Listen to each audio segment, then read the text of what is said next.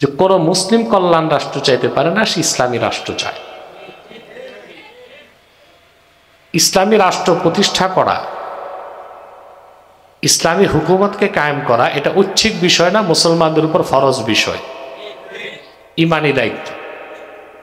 এটা যে আমাদের ইমানি দায়িত্ব হয়, ইমানি দায়িত্ব হিসেবে আমরা ইসলামী রাষ্ট্র প্রতিষ্ঠার কর্মসূচিকে গ্রহণ করি, তাহলে কি আমাদেরকে কল্যাণ রাষ্ট্রের মূলা ঝুলিয়ে কেউ আমাদের মূল যে মিশন তা থেকে আমাদের বিচ্যুত করতে পারবে? এখন ইসলামী রাষ্ট্র প্রতিষ্ঠা করা মুসলিমদের জন্য ফরজ এবং ইমানি দায়িত্ব, ঠিক না? এটা করার জন্য আইন লাগছে, প্রশাসন লাগছে, বিধান লাগছে, এগুলো আল্লাহর পক্ষ থেকে এসেছে। তো বোঝা যাচ্ছে ইবাদত আর খেলাফতের মধ্যে আম ও খাসের সম্পর্ক।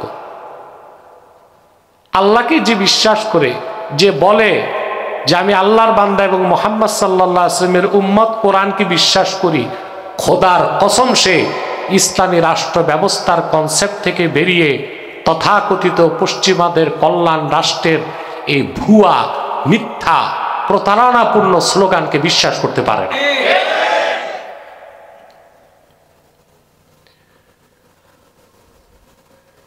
এই জাতি বারবার ধোঁকার শিকার হয়েছে। এই বাঙালির ইতিহাসটি হচ্ছে তারা শুধু প্রতারিত হয়েছে।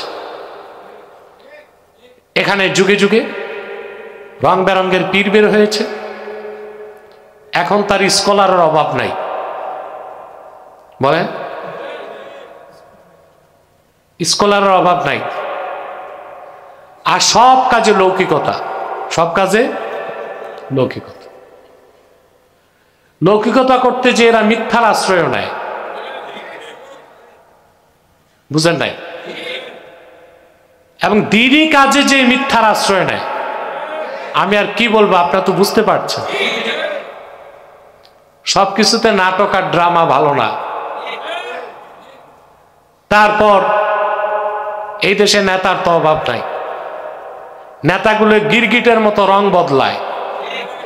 গিরগিট গিরগিট গিরগিট যেমন রং বদলায়, এগুলো রং বদলায়। এদের এটাকে বলা হয় ইকতেদার কি লালিচ, ক্ষমতার লালসা। কিসের লালসা? এই জন্য নৈতিকতা, আদর্শ সব ভুলে যাচ্ছে তারা, সব এক সুরে নাচতেছে কল্যাণ রাষ্ট্র। অথচ ইসলামের মৌলিক আকীদা থেকে বেরিয়ে এই কল্যাণ রাষ্ট্রের যারা চাচ্ছে, তারা প্রত্যেকেই মুনাফিকের কাতারে তাদের নাম লিখাচ্ছে।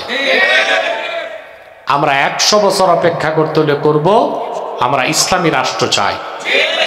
তথাকথিত কল্যাণ রাষ্ট্র, ইউরোপ, আমেরিকা, কানাডা, ওরা কল্যাণ রাষ্ট্র। ওরা কি দিয়েছে মানুষকে? সারা দুনিয়া থেকে লুটপাট আর চুরি করে তারা তাদের দেশকে সমৃদ্ধ করছে। সেই সব দেশগুলোতে রেসিজম, বর্ণবাদ এখন তুঙ্গে। কেন? কল্যাণ রাষ্ট্র মানবতা প্রতিষ্ঠা করতে পারলো না কেন? ওইসব কল্যাণ রাষ্ট্রগুলোতে শ্বেতাঙ্গরা কৃষ্ণাঙ্গদেরকে হত্যা করে কেন? সেসব কল্যাণ রাষ্ট্রগুলোতে এত ধর্ষণ কেন বেড়ে গেছে? সেসব কল্যাণ রাষ্ট্রগুলোতে কেন চুরি হচ্ছে? তো কল্যাণ রাষ্ট্র মানুষকে শান্তি দিতে পারে না, সমৃদ্ধি দিতে পারে না, নিরাপত্তা দিতে পারে না, সুষম বন্টন করতে পারে না। কল্যাণ রাষ্ট্র মানুষকে জাস্টিস বা ইনসাফ দিতে পারে না, তা পারে একমাত্র ইসলামী রাষ্ট্র। গোটা ইউরোপ, আমেরিকা মানুষকে যে ইনসাফ দেখাতে পারে নাই, সেই ইনসাফ আফগানিস্তানের তালেবান ইসলামী হুকুমত প্রতিষ্ঠা করে দেখিয়েছে। সারা ইউরোপ ও আমেরিকা তার রাষ্ট্রে যে ট্রান্সপারেন্সি, স্বচ্ছতা দেখাতে পারে নাই, দুর্নীতিমুক্ত পরিবেশ সৃষ্টি করতে পারে নাই, ইসলামী হুকুমত প্রতিষ্ঠার 3 বছরের মাথায় ইসলামী রাষ্ট্র তালেবান তা দেখিয়েছে আফগানিস্তানে তালেবানেরা। আমরা এই বাস্তব উদাহরণ দেখার পরে বাংলাদেশে যারা আছে তাদেরকে কোন ভূত সোয়ার হয়েছে মাথায়, যে এখন ইসলামী রাষ্ট্র বাদ দিয়া কল্যাণ রাষ্ট্রের জিকির গাইছে। তো তোমরা ধোকা দিছো কেন এত জীবন বাংলাদেশের মানুষকে? প্রতারণা করছো কেন? তারপর তো সব হারাবা, দল হারাবা, দেশ হারাবা, পদ হারাবা, এবং ভবিষ্যতে তোমাদের মুখে দাঁড়িয়েও রাখতে পারবা। একসময় ঈমান হারা হয়ে তোমাদের মৃত্যু হবে।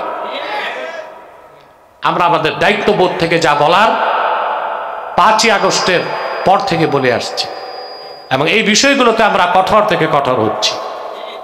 অতএব এই যে ইসলামী রাষ্ট্র, ইমারতে ইসলামিয়া বলেন, ইমামতে উজমা বলেন, খেলাফত বলেন, 3টা শব্দ। কয়টা? খুব ভালো করে বুঝেন। কোন রাষ্ট্রে খেলাফত ঘোষণা দিয়ে ইসলামী হুকুমত কায়েম করতে হবে এটা শর্ত নাই। খুব মনোযোগ দিয়ে শোনেন। কোন রাষ্ট্রে সাইনবোর্ড টাঙ্গাইতে হবে না আমরা খেলাফত কায়েম করে ফেলছি।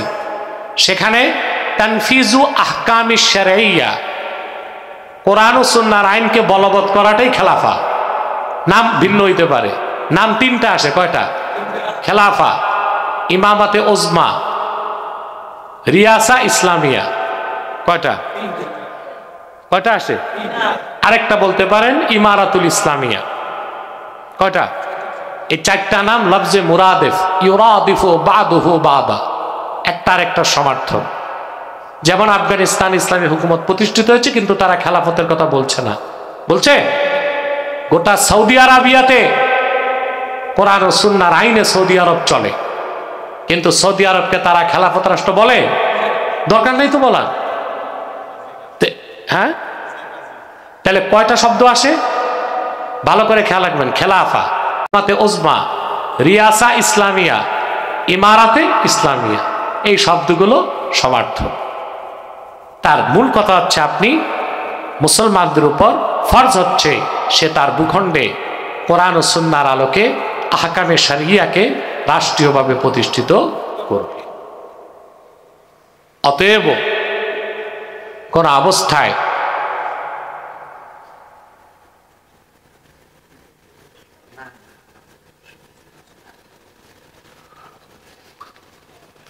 তাহলে যে কথা বলছিলাম, আমরা কখনোই কাফের মুশরিক বেঈমানদের চক্রান্তে পা দিব না। দিব? এখন দেখেন ভাই, এক মুখের কথা আর 10 মুখের কথা প্রভাব কিন্তু ভিন্ন বিস্তার করে। যেই সমাজে দেখা যায় সত্য কথা একজন বলতেছে আর সবাই চুপ, কারো কারো মনে প্রশ্ন আসে লোকটা কি পাগল নাকি? সব চুপ, বুঝতেছে সত্য, কিন্তু বলতেছে একজন, তখন বাকিদের মনে কি সন্দেহ আছে লোকটা কি পাগল নাকি? উনি বুঝে আর কেউ কি বুঝে না? প্রশ্ন আসি কিনা? তা আমাদের প্রতিটি কথার পক্ষে তো কোরআন হাদিসের নস আছে, ইজমায়ে সাহাবা আছে, ইজমায়ে উম্মত আছে। কে আমাদের পাগল বলল? কে আমাদের ওয়াজ শুনলো? কে শুনলো না? কে আসলো? কে আসলো না? তা দেখার প্রয়োজন আমাদের। কথা বুঝতে পারছেন? তো বলছিলাম এই যে খেলাফা, ইবাদত আর খেলাফতটা বুঝছেন? এবার আসেন হাকিকতে ইবাদত কি। আপনি আল্লাহর ইবাদত কতক্ষণ করবেন? এটা একটা প্রশ্ন। সুবহানাল্লাহ। ওয়ালা ইউমকিনু লিল আবদিল মুমিন আন ইয়াখলা উনকাহু আন ইবাদাতিল্লাহি আযজা ওয়া জাল। কোন মুমিনের পক্ষে তার গর্দান থেকে আল্লাহর ইবাদতের জিঞ্জির সরানো সম্ভব না। আমরা কিন্তু আল্লাহর ইবাদত শুরু করছি রুহের জগতে। কোথায়? আল্লাহ জিজ্ঞেস করেছিলেন আলাস্তু বিরাব্বিকুম, আমরা জবাব দিছি ক্বালু বালা। এই জবাবটা আমাদেরও জানা ছিল না, পূর্বের নবীদেরও জানা ছিল না। সর্বপ্রথম আল্লাহর এই প্রশ্নের জবাব দিয়েছেন রুহের জগতে নবিউল আম্বিয়া ওয়াল মুরসালিন। সুবহানাল্লাহ। আমার নবী মুহাম্মদ মুস্তাফা সাল্লাল্লাহু আলাইহি ওয়াসাল্লাম, ওনার জবাব শুনে আদম থেকে ঈসার রুহু জবাব দিছে বালা। তারপর মুসলমানেরা জবাব দিছে বালা। ইবাদত শুরু তখন, ঠিক না? আদম হাওয়া ইবাদত করলেন বেহেশতে। দুনিয়া আসার পর শুরু হলো আদম হাওয়ার ইবাদত এবং খেলাফত। প্রতিটা মানুষ আমরা বালেগ হবার পর আল্লাহর হুকুম মানি, ইবাদত। আমাদের মৃত্যু হয়ে যায়, আমরা কবরে যাই, ওখানে 3টা প্রশ্নের উত্তর আমরা দিই, ওইটাও ইবাদত। সুবহানাল্লাহ। হাসর ময়দানে আমরা দাঁড়াবো, আল্লাহ তাআলা ওনার পিন্ডিলি পা মোবারকের একটা অংশ তুলে ধরবেন, যেখান থেকে নূরের ঝলক বের হবে। আমরা সকল মুমিন আল্লাহকে সাজদা করব। কাফেররা পারবে না, তারা বিপরীত দিকে ঘুরে যাবে, তাদের গর্দান হাসরে ইবাদত থাকবে। আমরা আল্লাহর বেহেশতে যাব, ওখানে আল্লাহর ইবাদত করব শ্বাস প্রশ্বাসে, সুবহানাল্লাহ, আলহামদুলিল্লাহ, ওয়ালা ইলাহা ইল্লাল্লাহু আল্লাহু আকবার ওয়ালিল্লাহিল হামদ। একটা মুহূর্তের জন্য আল্লাহর বান্দা আল্লাহর ইবাদতকে ছাড়তে পারে না। তাহলে মুসলিমরা রাষ্ট্র জীবনে কিভাবে আল্লাহর ইবাদত বাদ দিয়া মানব রচিত আইনের তাবেদারি করবে? তাহলে কখনো মুসলমানের কনসেপ্ট কল্যাণ রাষ্ট্র হতে পারে না। তারা ইসলামী রাষ্ট্রকে বিশ্বাস করে এবং করবে। যদি প্রতিষ্ঠা করতে কত বছর লাগে? গণতন্ত্র দিয়া এটা সম্ভব না, পরিপূর্ণ সম্ভব না, আংশিক হইতে পারে, আংশিক। সেটার জন্য লাগবে ওয়াকাতিলুহুম হাত্তা লা তাকুনা ফিতনাহ ওয়া ইয়াকুনা আদ-দীনু কুল্লুহু লিল্লাহ। আল্লাহ পদ্ধতি বলে দিয়েছেন, ঠিক না? সেই পরিবেশের অপেক্ষায় আমরা আছি। পরিবেশ একসময় হয়ে যাবে, কিন্তু আমরা আমাদের মূল থেকে সরতে। এই জাতি বারবার প্রতারিত হয়েছে। যত বিদেশিরা বাংলাদেশে শাসনে আসছে, ওলন্দাজ, পর্তুগিজ, ফ্রান্স, খান, পাঠান, মোগল, পরে আসছে ইংরেজ কুত্তাগুলো, কথা বলেন না? তারপর আসছে গাদ্দার, এই পাইকারা, পাকিস্তানিরা। শুধু ধোকাই দিছে, দেয় নাই? সব ধোকা দিছে, এই জাতিকে ধোকা দিছে। এই পৃথিবীর কোথাও ইংরেজরা এত দীর্ঘ সময় ঔপনিবেশ স্থাপন করে রাখতে পারে নাই। যে দেশে গেছে তারা 50 বছর 60 বছর। আমেরিকা কি ইংরেজদের হাতে ছিল না? কত বছর ধরে রাখছে। কানাডা ইংরেজদের হাতে ছিল না? কত বছর ধরে রাখছে। কথা বলেন। আশপাশের দেশগুলো দেখেন, থাইল্যান্ড, ইন্দোনেশিয়া, মালয়েশিয়া, এগুলো একসময় ওদের হাতে ছিল, কত বছর ধরে রাখতে পারছে। আরে বাঙালির ওরা ধরে রাখছে 190 বছর, প্রায় 200 বছর। তার কারণে জাতির মধ্যে গাদ্দারের সংখ্যা বেশি, প্রতারকের সংখ্যা বেশি, টাউটারের সংখ্যা বেশি, অল্প পয়সায় বিক্রি হয় এরকম লোকের সংখ্যা বেশি, মুনাফিক বেশি। বুঝলেন তো? আর কত প্রতারিত হবে। 47 সালে ইংরেজরা গেল, দায়িত্ব নিল পাকিস্তানিরা। এত বড় বড় আলেম, মুহাদ্দিস, পীর মাশায়েখ থাকতে নেতৃত্বে আসলো জিন্নাহ সাহেব। এই লোকে এক ওয়াক্ত নামাজ পড়তো না, মদ খেত, শুয়োরের গোশতের স্যান্ডউইচও খাইতো। ব্রিটেন থেকে ব্যারিস্টার হয়েছে, মুসলমানই ছিল না, এ ছিল পার্সি অগ্নি পূজারী। তার সম্পর্ক ছিল, তার ফিজিক্যাল রিলেশন ছিল তার বোনের সাথে। এটা পার্সিদের ধর্মীয় রীতি, তারা বিয়ে না করলে বোনের সাথে সম্পর্ক করে। এই ছিল জিন্নাহ সাহেব। আর এরে বাঙালি মুসলমান উপাধি দিল। আর পাকিস্তানের আলেমরা কায়েদে আজম, বড় নেতা। হায় হায়, নেতা বানানোরা মানুষ পায় নাই। যে লোক মুসলমানই ছিল না, এরে বানাইছে কি নেতা। এই পূর্ব পাকিস্তানের, পশ্চিম পাকিস্তানের যত মৌলবি আর বড় বড় পিসাব ছিল, সব এরে দেখলে বসাতে দাঁড়ায় যেত, নেতা বানাইলো তার। এদেশে ব্রিটিশ খেদা আন্দোলনে 14,000 আলেম ফাঁসিতে ঝুলছে, লক্ষ লক্ষ মুসলমান রক্ত দিছে। 2 নেশন থিওরি, দ্বিজাতি তত্ত্বের ভিত্তিতে যখন পাকিস্তান হলো, আলেমদের স্বপ্ন তো এটাই ছিল যে পাকিস্তান চলবে আল্লাহর কোরআনের আইন দিয়া। কিন্তু নেতা বানাইলো জিন্নাহ সাহেব। এ লোক মদ খাইয়া এতটা বেহুশ থাকতো যে তার অবহেলার কারণে আমরা ত্রিপুরা, আসাম আর কাশ্মীর, এই 3টা হারাইছি।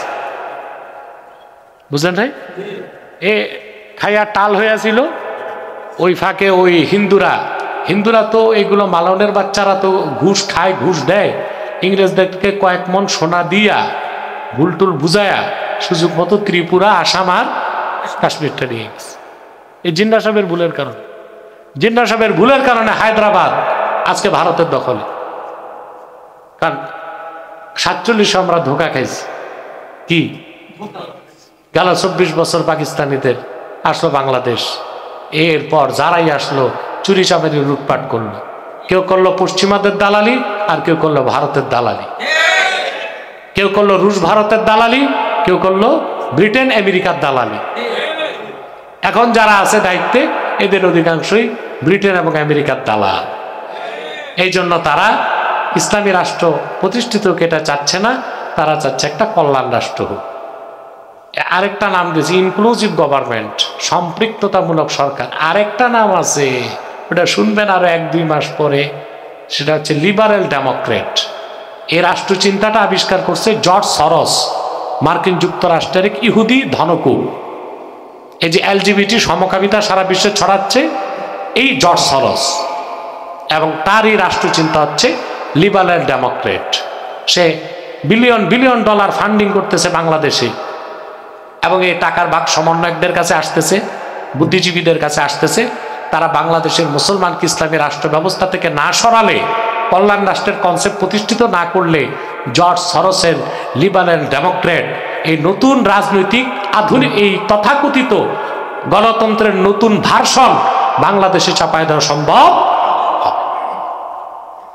এই চিন্তাগুলো আছে আপনাদের, আপনাদের পীর সাহেবদের, আপনাদের আলেমদের, আপনাদের বক্তাদের? বলতে লজ্জা হয় আমার, অল্প সংখ্যক বক্তা খুব জ্ঞানী ও স্কলার, আর অধিকাংশ বক্তার জোর শুধু গলায়। জোর কয়েক জায়গায় জোর, মাথায় জোর, মাথায় জোর। এই হচ্ছে আফসোসের কথা, দুঃখের কথা। অনেক কথা বলতে চাই না, অনৈক্য যদি সৃষ্টি হয়। আবার চিন্তা করি যে দেশ যেভাবে ধ্বংস হচ্ছে, এই ঐক্য দিয়া লাভ কি? তখন তো এক জায়গা থেকে সব একসাথে মরতে হবে। কথা বলেন, একসাথে থেকে একসাথে মরতে হবে। আর এখন সত্য কথা বলে অনৈক্য হলেও অন্তত 11 আওয়ারে কোন রকম বাঁচার একটা পদ্ধতি হবে। কথা বুঝতেছেন? তাহলে আমি বুঝাতে পারছি যে ইসলামী রাষ্ট্র ব্যবস্থার দরকার কি? খিলাফা। সুবহানাল্লাহ। শুরু হলো আদম থেকে খেলাফা। যত নবী এসেছেন বনি ইসরায়েলের, সব রাজনীতি করে গেছেন খেলাফত প্রতিষ্ঠার জন্য। আল্লাহ হাবিব সাল্লাল্লাহু আলাইহি ওয়াসাল্লাম হাদিস আছে, কানা বানু ইসরাঈল তাসুসুহুমুল আম্বিয়া কুল্লামা হালাকা নাবিয়্যুন খালাফাহু নবী ফাইন্নাহু লা নাবিয়্যা বা'দি ফাসায়াকুনু খুলাফা। আল্লাহ হাবিব সাল্লাল্লাহু আলাইহি ওয়াসাল্লাম ইরশাদ করেছেন, বনি ইসরায়েলের নবীগণ রাজনীতি করতেন। সুবহানাল্লাহ কইবেন। একজন নবী ইন্তেকাল করলে আরেকজন নবী দায়িত্ব নিতেন। আল্লাহর হাবিব বলেছেন, কিন্তু নিশ্চয় আমি মুহাম্মদ সাল্লাল্লাহু আলাইহি ওয়াসাল্লাম আল্লাহর শেষ নবী, আমার পরে কিয়ামত পর্যন্ত কোনো প্রকারই নবী কিংবা রাসূল অবশ্যই আসবে না। আমার পরে আমার দ্বীনের খেদমতে আমার উম্মতের নেতৃত্ব নিবে খলিফাগণ, এবং তাদের সংখ্যা হবে অনেক। এই খোলাফাদের মধ্যে আবার স্তর ভিন্ন ভিন্ন। রাসূল করিম সাল্লাল্লাহু আলাইহি ওয়াসাল্লাম ইরশাদ করেছেন, আল খিলাফাতু বাদি সালাসুন, আমার পরে যে খেলাফত থাকবে 30 বছর। কত বছর? এবং এই হাদিসটি বর্ণনা করেছেন ইমাম আহমদ বিন হাম্বল তার মুসনাদে, আবু দাউদ তার সুনানে, তিরমিজি তার সুনানে, নাসাই তার সুনানে, এবং ইবনু কাসির রাহমাতুল্লাহ তাফসির ইবনু কাসির 3য় খণ্ড 301 পৃষ্ঠায় হাদিসটি এনেছেন। এটা অর্থ কি আমি বলছি, খেলাফত 30 বছর, এটা অর্থ কি বলছি। আরেকটি হাদিস এসেছে হাজরত সাফিনা থেকে, যিনি মাওলা রাসূলুল্লাহ সাল্লাল্লাহু আলাইহি ওয়াসাল্লাম, রাসূলুল্লাহ সাল্লাল্লাহু আলাইহি ওয়াসাল্লামের খাদিম ছিলেন। তিনি বলেন, قال سمعت رسول الله صلى الله عليه وسلم يقول الخلافة من بعد 30 سنة ثم تكون ملكا। আমি আল্লাহ রাসূল সাল্লাল্লাহু আলাইহি ওয়াসাল্লামের নূরের জবান থেকে শুনেছি, তিনি বলেছেন আমার পরে খেলাফত 30 বছর। কত বছর থাকবে? তারপর শুরু হবে রাজতন্ত্র। কি? সুবহানাল্লাহ। আল্লাহর হাবিবের এই কথা, সুবহানাল্লাহ, এই হাদিসের মাধ্যমে রাসূলুল্লাহর কত বড় মুজিজা প্রকাশ পেয়েছে। আল্লাহর হাবিব সাল্লাল্লাহু আলাইহি ওয়াসাল্লামের বিদায়ের পর 4 খলিফার খেলাফত ছিল 30 বছর। সিদ্দিক আকবর 2 বছর, হযরত ওমর 10 বছর, হযরত ওসমান 12 বছর, হযরত আলী 6 বছর। কত হইল? কত? সিদ্দিক আকবর 2 বছর, হযরত ওমর 10 বছর, 12 বছর, হযরতে ওসমান 12 বছর, 24, হযরত আলী 30। আল্লাহু আকবার। আমার আল্লাহর প্রতিটি কোরআনের প্রতিটি কথা আল্লাহর হাবিব মুহাম্মদ সাল্লাল্লাহু আলাইহি ওয়াসাল্লামের উপর অবতীর্ণ, আল্লাহর কোরআনের প্রতিটি বাক্য যেমন মহাসত্যের সর্বোচ্চ মানদণ্ডে উত্তীর্ণ, আল্লাহর হাবিব মুহাম্মদ সাল্লাল্লাহু আলাইহি ওয়াসাল্লাম যত কথা বলেছেন আমরা হাদিস হিসেবে বিশ্বাস করি, প্রতিটি সহিহ হাদিস ওই রকমই মহাসত্যের সর্বোচ্চ মানদণ্ডে উত্তীর্ণ। ঠিক 30 বছর পর হযরত আলী শাহাদাত বরণ করছেন। তারপর আবার আসলো কিছু সময়ের জন্য মুলুকিয়াত। কি আসলো? মুআবিয়া এবং পরবর্তীতে ইয়াজিদ, আবার ওমর ইবনে আব্দুল আজিজের মাধ্যমে আবার খেলাফত প্রতিষ্ঠিত হয়েছে। তো এই যে রাসূল করিম সাল্লাল্লাহু আলাইহি ওয়াসাল্লাম বললেন খেলাফত 30 বছর, এটা হচ্ছে আলা মিনহাজিন নবুওয়া। সুবহানাল্লাহ। অর্থাৎ আল্লাহর হাবিব সাল্লাল্লাহু আলাইহি ওয়াসাল্লাম যে নীতি ও রীতি রেখে গিয়েছিলেন 100-100 ওই নীতি ও রীতিতে গোটা মুসলিম বিশ্ব এক নেতার অধীনে শাসিত হয়েছে সিদ্দিক আকবর, তারপরে এক নেতার অধীনে শাসিত হয়েছে হযরত ওমর, তারপর এক নেতার অধীনে শাসিত হয়েছে হযরত উসমান, তারপর এক নেতার অধীনে শাসিত হয়েছে হযরত আলী। পরবর্তীতে আবার ভাগ হয়েছে নেতৃত্ব।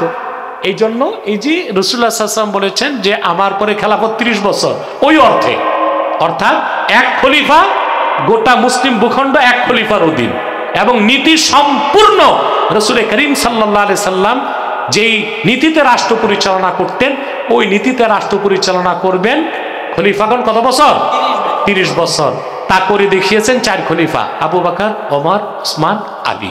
সেই অর্থে বলা হয়েছে খেলাফত কত বছর? 30 বছর। এর মানে এই না যে পরবর্তীতে আর ইসলামী হুকুমত বা ইসলামী রাষ্ট্র ব্যবস্থা প্রতিষ্ঠিত হবে না। কথা বুঝতেছেন? এরপরে আসুন, এই যে খেলাফতের কথাগুলো বললাম, এই ক্ষেত্রে 4টা শব্দ আসে। কয়টা বলছি না আমি আগে?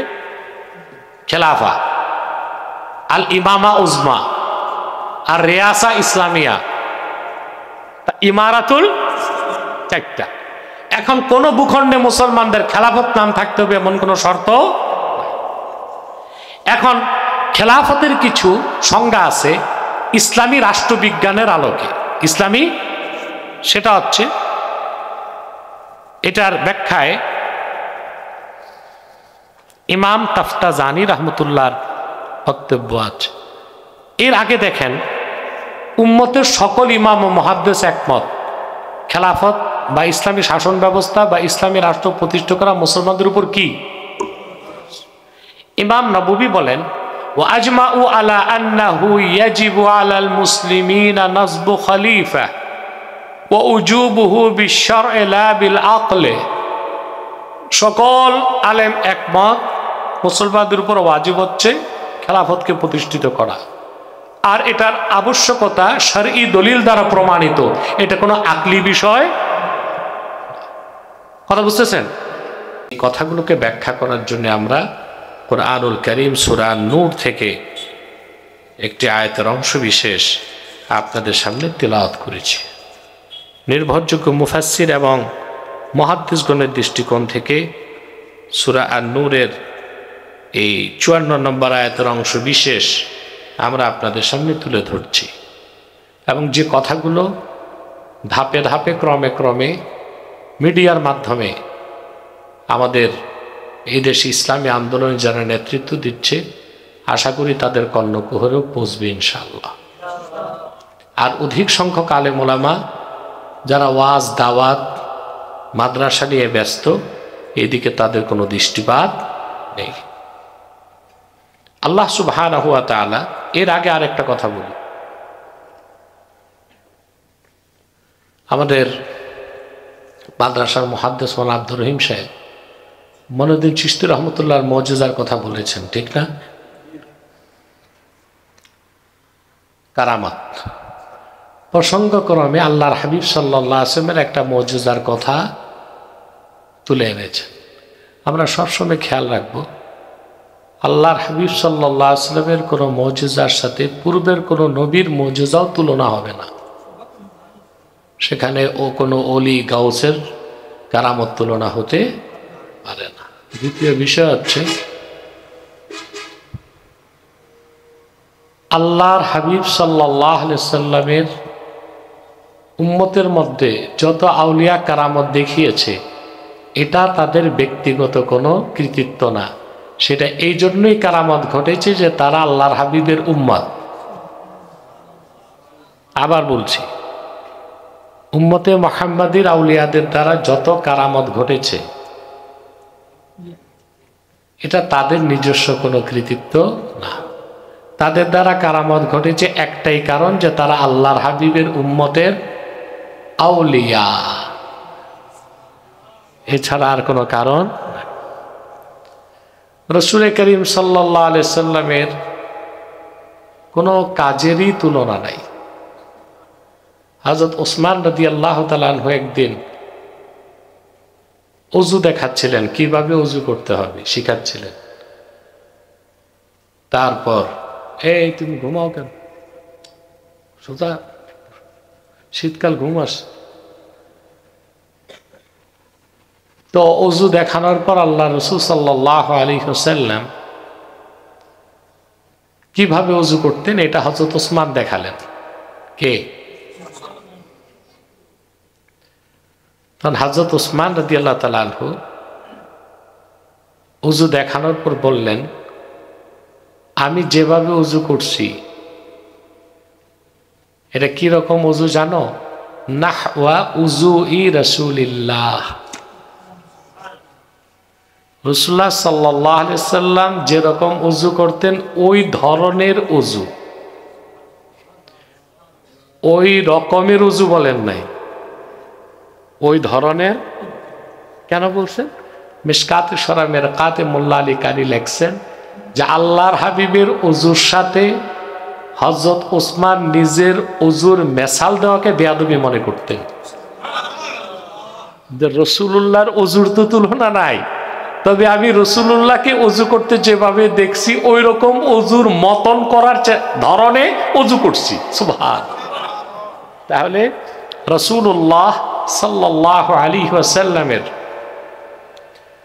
ওযুর সাথে হযরত ওসমান ওনার ওযুর তুলনা করেন না। অতএব আল্লাহ রাসূল সাল্লাল্লাহু আলাইহি ওয়াসাল্লামের কোনো মুজিজার সাথে পূর্বের কোনো নবীর মুজিজারও তুলনা হইতে পারে না। উম্মতে মুহাম্মাদের কোনো ওলি হোক আব্দুল কাদের জিলানী হোক মঈনুদ্দিন চিশতি, তাদের কোনো কারামতের তুলনা দেওয়া সুয়ে আদাব।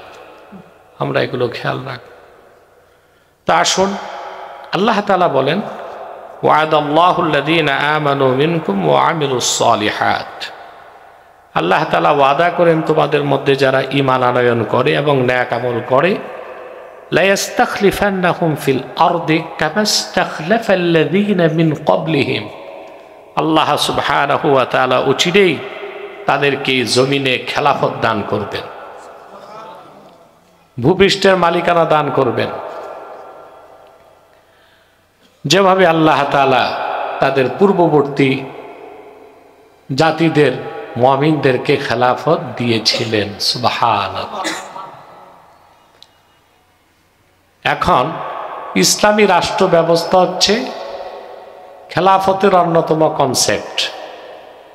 খেলাফত ব্যবস্থার প্রিন্সিপাল কনসেপ্ট হচ্ছে ইসলামী রাষ্ট্র প্রতিষ্ঠিত করা। তাহলে আমরা ইসলামী রাষ্ট্র বানাবো না কল্যাণ রাষ্ট্র বানাবো, কোরআন থেকেই তো সিদ্ধান্ত পাচ্ছি যে ইসলামী রাষ্ট্র বানাবার চেষ্টা না, ইসলামী রাষ্ট্র বানাবার, ইসলামী রাষ্ট্র বানাতে হবে যদি আমরা খেলাফতকে বিশ্বাস করি। ঠিক না? এর আগে দুটো জিনিস বুঝতে হবে, খেলাফত আর ইবাদতের মধ্যে পার্থক্য কি।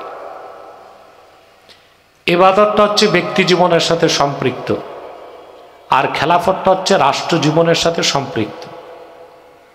ইবাদত আর খেলাফতের মধ্যে আম ও খাসের সম্পর্ক আছে। আল্লাহ তাআলার কিছু ইবাদত আছে যা করতে হলে মুসলমানদেরকে রাষ্ট্র প্রতিষ্ঠা করতেই হবে।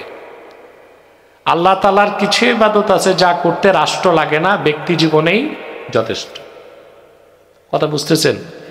আবার বলছি, আল্লাহ তাআলা আমাদের উপর যে ইবাদতকে সুপর্দ করেছেন, এই ইবাদতের মধ্যে কিছু কাজ আছে যা করতে রাষ্ট্রের কোনো বিকল্প, আল্লাহর ইবাদতের নীতিগুলোকে বাস্তবায়ন করতে যে রাষ্ট্র লাগবে সেটা কল্যাণ রাষ্ট্র হবে না ইসলামী রাষ্ট্র? তাহলে ইসলামী রাষ্ট্র প্রতিষ্ঠা করাটা কি ঐচ্ছিক বিষয় না এটা ইমানি দায়িত্ব? তাহলে কোনো মুমিন মুসলমান ইসলামী রাষ্ট্রের কনসেপ্ট থেকে সরে কল্যাণ রাষ্ট্রের কনসেপ্টে আসতে পারে। যদি ইসলামী রাষ্ট্র প্রতিষ্ঠিত করতে 100 বছর অপেক্ষা করতে হবে, কিন্তু সেই মৌলনীতি ও বিশ্বাস থেকে দূরে সরার কোনো সুযোগ নাই। এখন খেলাফত আর ইবাদতের মধ্যে পার্থক্য কি? আসেন একদম মানব সৃষ্টির সূচনায় যাই। এই পৃথিবীতে যখন জিন জাতির রাজত্ব ছিল, মানুষের কোনো অস্তিত্ব, আল্লাহ তাআলা ফেরেশতাদের উদ্দেশ্যে বললেন, وَإِذْ قَالَ رَبُّكَ لِلْمَلَائِكَةِ إِنِّي جَاعِلٌ فِي الْأَرْضِ خَلِيفَةً। মুহাম্মদ সাল্লাল্লাহু আলাইহি ওয়াসাল্লাম, আপনি স্মরণ করুন আল্লাহ তাআলা যখন ফেরেশতাদের উদ্দেশ্যে বললেন, আমি ভূপৃষ্ঠে আমার খলিফা নিযুক্ত করতে চাই।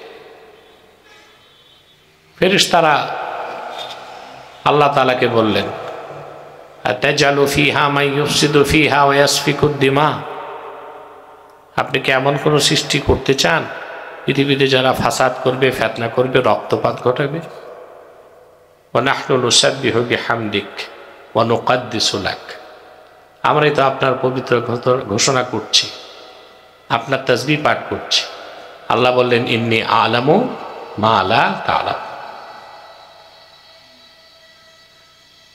এরপর আল্লাহ তাআলা নির্ধারিত সময়ে আদমকে সৃষ্টি করলেন। এই আদম হচ্ছে খলিফাতুল্লাহ, আল্লাহর খলিফা, ঠিক না? আদম সৃষ্টি করার পর কি দুনিয়াতে ছিলেন না বেহেশতে? বানালেন আল্লাহ তারে খলিফা করে রাখলেন বেহেশতে, কিন্তু খেলাফতের কাজ শুরু হইল বেহেশত থেকে দুনিয়া আসার পরে। কিন্তু ইবাদত শুরু হয়ে গেল জান্নাতে। ইবাদত শুরু হয়ে গেল কিভাবে? আগে ইবাদতের সংজ্ঞা বুঝতে হবে। ইবাদত হচ্ছে, আল্লামা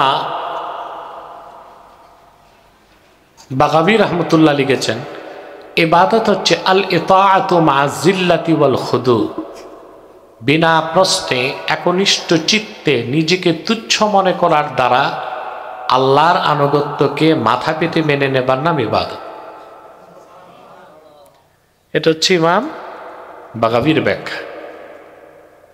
কাজী বায়জাবি বলেছেন ইবাদত শব্দটা আম্মাল ইবাদাহ ফাহুয়া মাখুযাতুম মিন তরিকুল মা'বাদ, তরিকুল মা'বাদ থেকে এই শব্দটা নেওয়া হয়েছে। মানুষের পদাঘাতে, এই মাসি ডিস্টার্ব, মানুষের পদাঘাতে যে পথ সৃষ্টি হয়, ম্যাঠো পথ আছে না গ্রাম দেশে, পায়ের আঘাতে হয় ম্যাঠো পথ, বুঝেন না?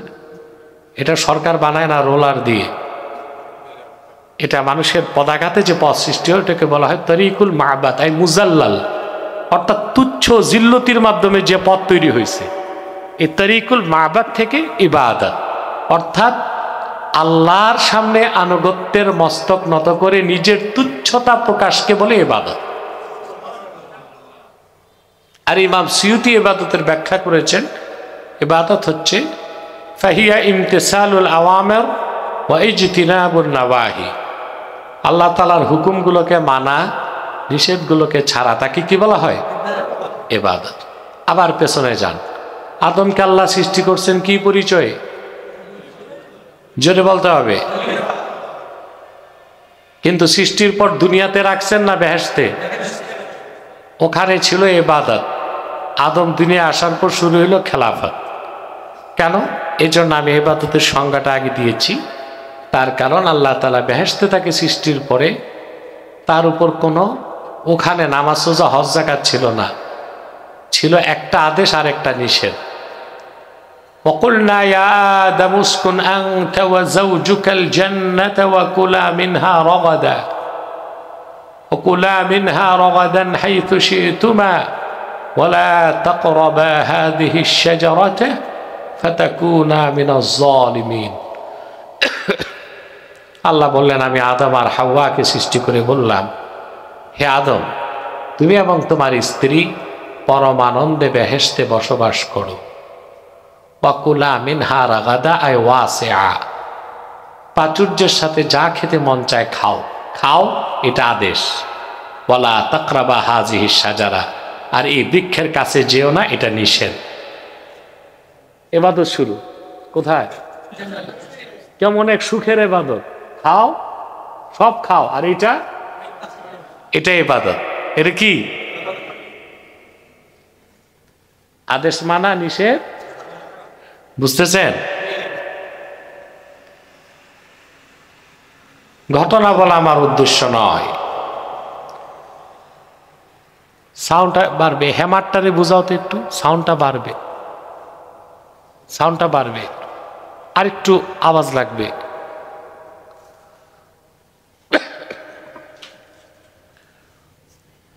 ওর নাম আবার বুঝেন না হ্যামার, ওর নাম রাহাত। তো কথা শুনতেছেন? ইবাদত শুরু হলো কই? শয়তানের প্ররোচনায় আদম আলাইহিস সালাম